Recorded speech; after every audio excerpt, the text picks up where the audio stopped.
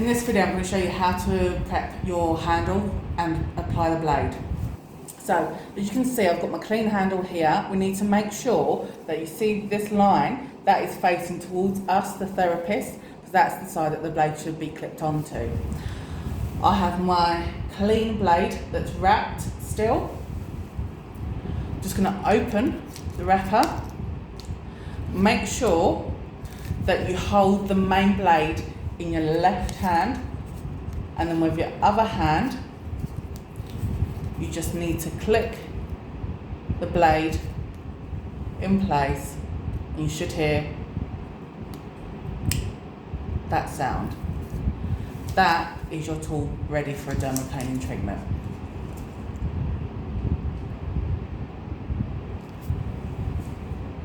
So during a consultation technique that I would have carried out with my client prior to the treatment, you check for any contraindications that may restrict the treatment. So this is any skin tags that they might have on the face, any raised moles. Now, my client is fine. I can't see any skin tags or any raised moles that we need to be wary of. So I'm going to start by doing the treatment. To the side of my client, I always have a tissue. This is to place the vellus hair and any skin cells on there. I always start the treatment on the forehead, and you must ensure that your blade is always at a 45-degree angle. So with my index finger and my thumb, I'm going to gently stretch the skin to make sure it's nice and taut. Now, when I'm putting the blade onto the skin surface, I make sure it's flat.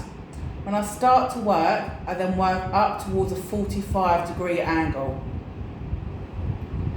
So you're working from your index finger towards your thumb.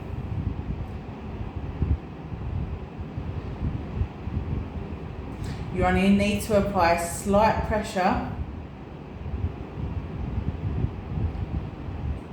not too much onto the skin.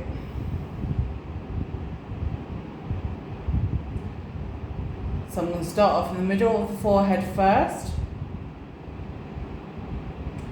I'm working on the area where I have the skin nice and taut.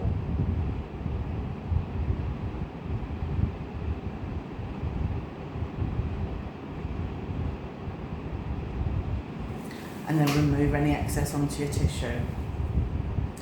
Working still in the middle of the forehead, I go up and towards the hairline.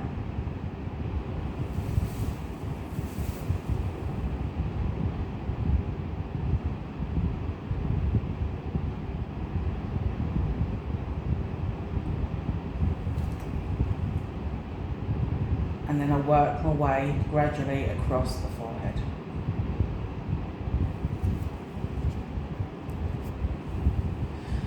Now that I've done all of the forehead, I'm going to work my way down. So again, stretching the skin in between my index finger and my thumb.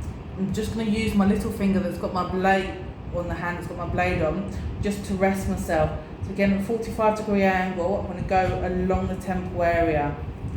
Now here we start to see that we get more vellus hair off skin. You want to work your way towards the hairline, but don't remove any hair.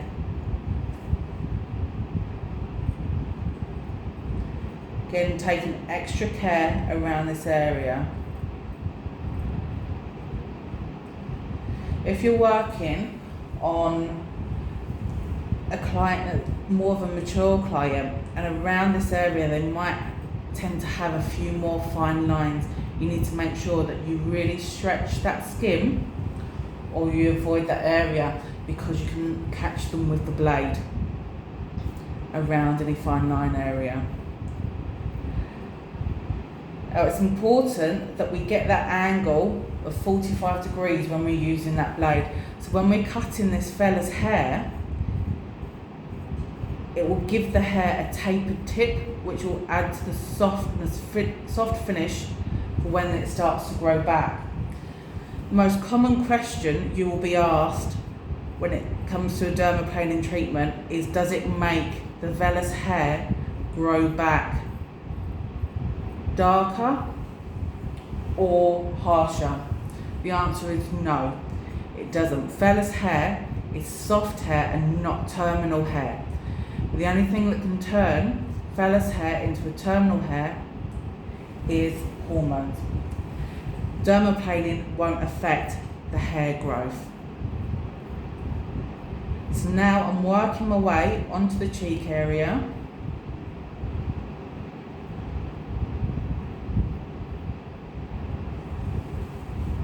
Again, keeping that skin nice and taut, working from my finger towards my thumb.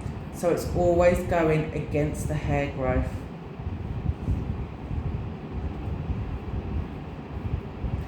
And we need to keep nice even pressure onto the blade. Remember, not too much. We don't want to cause any harm to the client.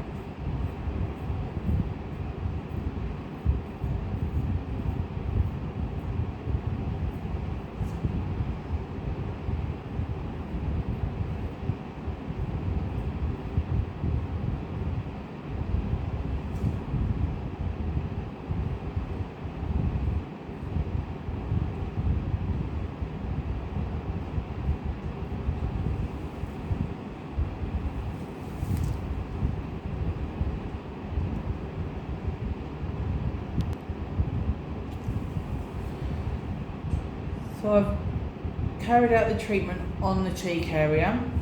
Now when we're coming to work around the nose, you need to make sure that you manoeuvre yourself and even your client. So again, you're working on a flat surface. The contours of the face around this area are slightly rounded and uneven. Now I'm working up and towards the eye, but I never go any further than the orbital line or orbital rim around here. The skin directly around the eye area is too thin and sensitive for us to carry out this treatment. Now I'm starting to work down onto the jawline area and up onto the cheek. So when we're coming from the jawline onto the cheek, again, it's fine here because you've still got that flat surface. Now, when you are dermaplaning, you don't want to dermaplane down onto the neck, but you can start to do just underneath the jawline. So when you're working down here, I'd move my client's head up, and again, stretching the skin and working up and towards you. So it's just underneath that jawline area.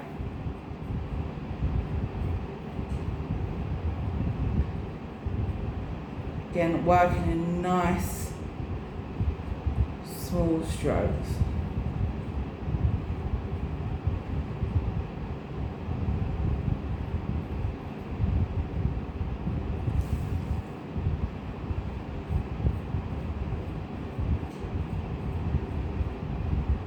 And then cleaning your blade to remove that vellus hair and the dead skin cells.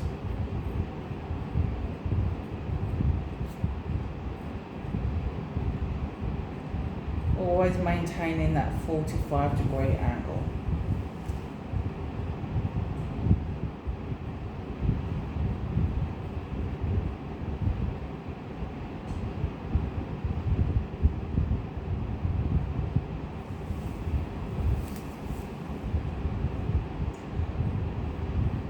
I'm going to start to work towards the middle of the chin area.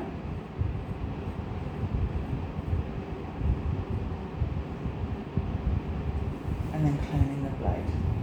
So I'm going to complete this side and then I'll move on to the other side.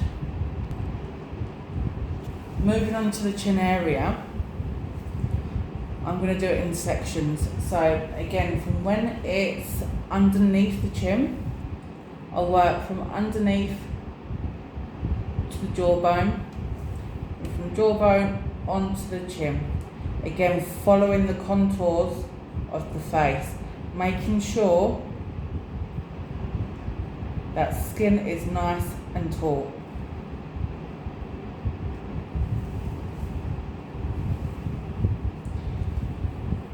Now, for when I'm doing the corner of the mouth, get that correct angle where I can keep my blade flat, I'm starting to stretch, and then I'll come down from the middle of the chin to the corner of the mouth. When I start to do just below the bottom lip, I'm going to really stretch that chin down with my finger and then stretch the lip with my thumb, and that allows me to get directly under the bottom lip.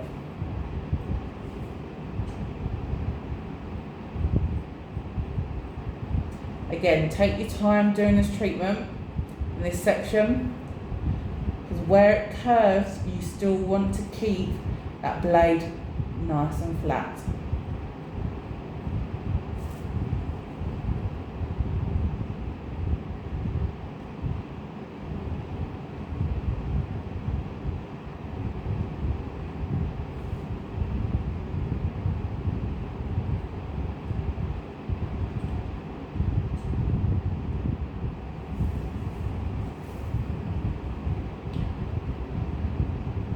Slowly working my way across the chin.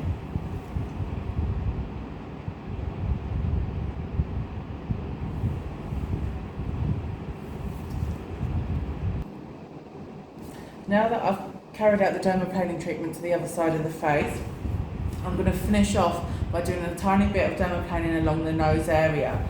So I'm just going to start in between the brows. Again, working from my finger towards my thumb, working my way gradually towards the brow, making sure we are always keeping an eye on the tip of our blade, even if we're using the middle, because where we have that point, we can still remove any vellus hair, or you can catch a client. So take your time.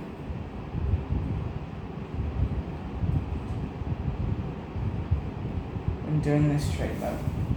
Okay, so now I've done just in between the brows. I'm going to start by doing the bridge of the nose towards the brow. So again, stretching. Now I'm going to use my blade again flat and then work up towards that 45-degree angle.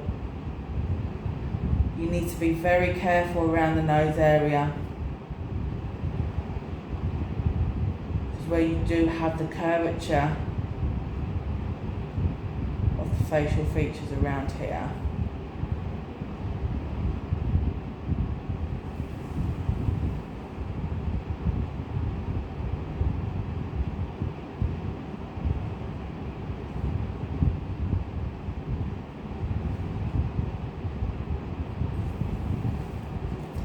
I'm going to move my way onto the nose. So again, we're going on flat.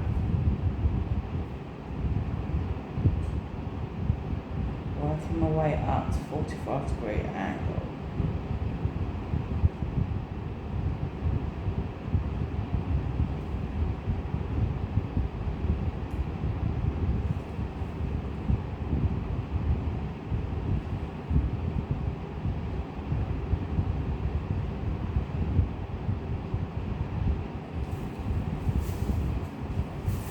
When I'm going down to the side, I tend to use the tip of my blade. Again, 45-degree angle, stretch that skin nice and taut. We've got more control when we're using the smaller part of the blade.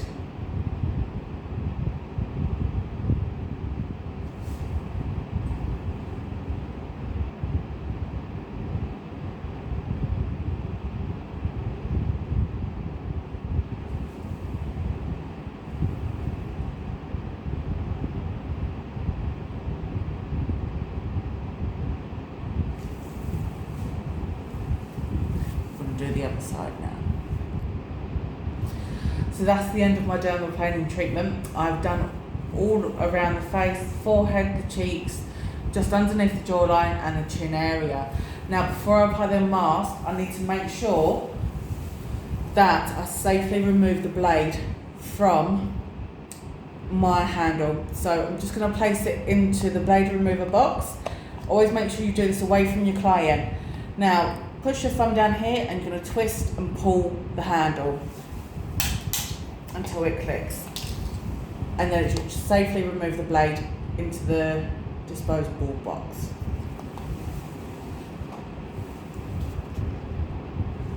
Now, to finish off the treatment, I'm going to apply this hydrating face mask. This will help to rejuvenate the skin, add a nice glow to the skin surface,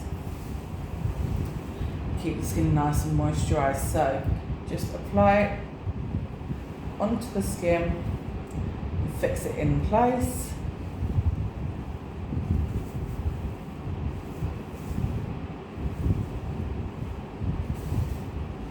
Making sure it's nice and flat to the skin.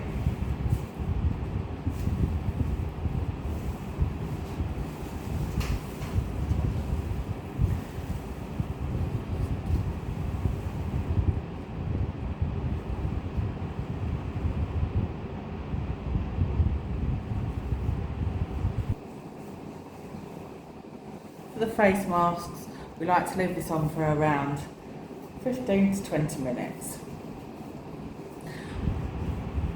Whilst the face mask is on, make sure you stay in the room with your client at all times throughout. Never leave your client alone. Now that we've removed the face mask and I've massaged in any excess serum that was left on the skin surface, I'm going to finish my treatment by applying an SPF. Here I have an SPF 50, and this is because we've removed the top layer of skin. This will help to protect the client's skin from any sun during the day, and this is part of the aftercare advice that you must always give your clients, is to apply SPF moisturiser throughout the day. Avoid any heat treatments, no sunbeds, saunas, steam rooms for 24 hours, sensitive skin, and avoid waxing, especially around the brow or the lip area. For further information, for contraction advice, any in-depth aftercare advice, please refer back to your manual. All information is provided there.